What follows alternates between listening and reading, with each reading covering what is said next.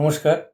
চাঁদদানি art and cultural society একটি নাটকের দল। তো এই দলের আমি একজন নাট্যকর্মী। এই দলটি মূলত যে নাটকই করে তা না, এই দলটির একটি স্কুল আছে, যে স্কুলে নাচ, গান, আবৃত্তি এগুলো শেখানো হয়, প্রশিক্ষণ দেয়া হয়। আর আমি মূলত এই দলের সঙ্গে যুক্ত নাট্যকর্মী হিসাবে। আর এই নাটক করতে যাওয়া, সেখান থেকেই বিভিন্ন স্কুলগুলোতে আমরা নাট্য কর্মশালা করে থাকি। সেই জন্যেই এই বছর আমরা একটি প্রাইমারি স্কুল, চাপদানি বিস প্রি প্রাইমারি স্কুল, সেই স্কুলে আমরা নাট্য কর্মশালা করতে গেছিলাম। সেখানে প্রথম আমরা যারা শিক্ষক তাদেরকে ভীষণভাবে বোঝাই যে এই ছাত্রগুলোর জন্য এই নাট্য কর্মশালা কতটা গুরুত্বপূর্ণ।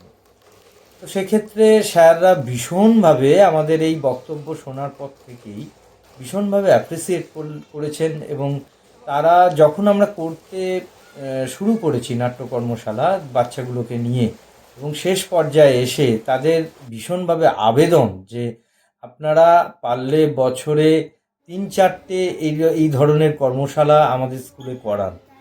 তো আমাদের সত্যি খুব ভালো লেগেছিল, কারণ ওনারা ওই জায়গাটা দেখেছিলেন যে আমরা যেভাবে নাট্য কর্মশালাটা করছি, এবং তাতে শুধু নাটক নয়, সেখানে ছাত্রছাত্রীদের পড়াশোনার যে জায়গাটা, খেলতে খেলতে পড়াশোনার জায়গাটা শেখা, এবং তার মধ্যে ভীষণভাবে ইন্টারেস্টেড হয়ে যাওয়া, সেটা ওনারা খুব ভালোভাবে নজর করেছেন।